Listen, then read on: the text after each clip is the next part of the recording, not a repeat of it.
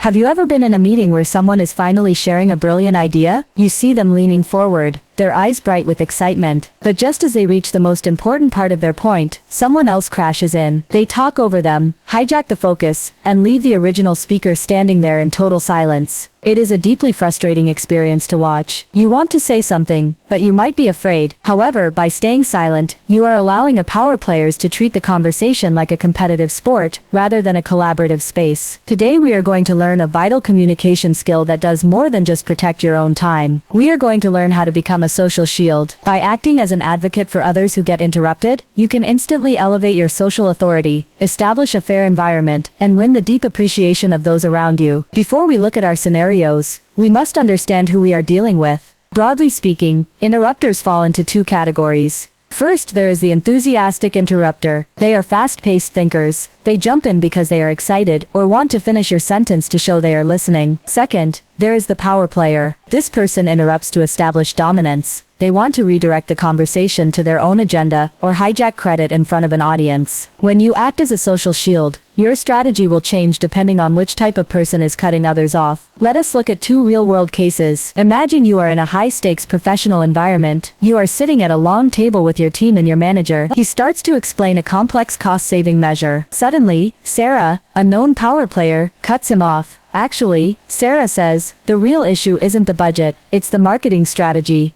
Let me show you my new slides. Mark stops talking. He looks down at his notes. The room shifts its focus to Sarah. This is the moment where you can step in. Instead of letting it slide, you wait for Sarah to take a quick breath. Then you use a firm, unambiguous boundary. Sarah, hold on a second. Mark was in the middle of explaining his idea and got cut off. Mark, what were you saying? Notice what happened here. You used Sarah's name, which instantly breaks her train of thought and snaps her attention back to the reality of her behavior. In this scenario, you didn't just help Mark, you showed the entire room that you are someone who values fairness and professional responsibility. Scenario 2, the social energy vampire.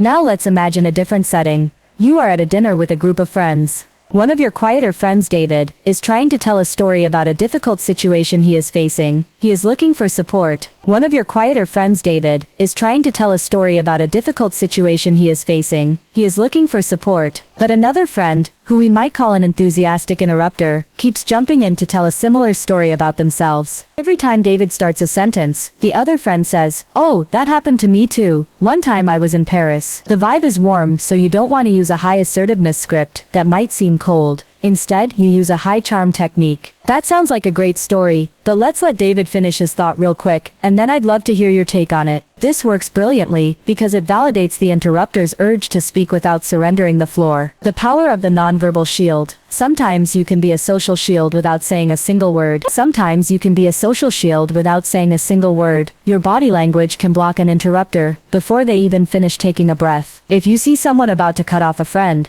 you can use the stop hand gesture. While the friend is speaking, you can subtly raise one hand with your palm facing slightly outward toward the potential interrupter. At the same time, keep your eyes fixed on the person who is currently speaking. If you lean forward slightly and give the speaker your full attention, it makes it much harder for an interrupter to hijack the room. Why being a shield works. You might ask, why should I get involved if I am not the one being interrupted? You might ask, why should I get involved if I am not the one being interrupted? The answer lies in the underlying psychology of respect. Many of us are socialized to be people pleasers. We want to keep the peace and avoid being labeled as rude or cold. We want to keep the peace and avoid being labeled as rude or cold. However, whenever you allow an unreasonable behavior, like constant interrupting, to happen in your presence, you are actively saying no to a healthy social environment. You are actively saying no to a healthy social environment. Setting healthy boundaries for the group is not selfish. It is an essential act of leadership. When you respect other people's right to speak, people will naturally learn to respect yours as well. When you act as a shield for others, three things happen. You build social authority. You become the moderator of the conversation. 2. You win loyalty. The person you protected will feel a deep sense of appreciation. 3. You deter future interruptions. Power players will realize that you are not a passive observer. Final thoughts and practice. Reclaiming space in a conversation, whether for yourself or for someone else, is not about being aggressive.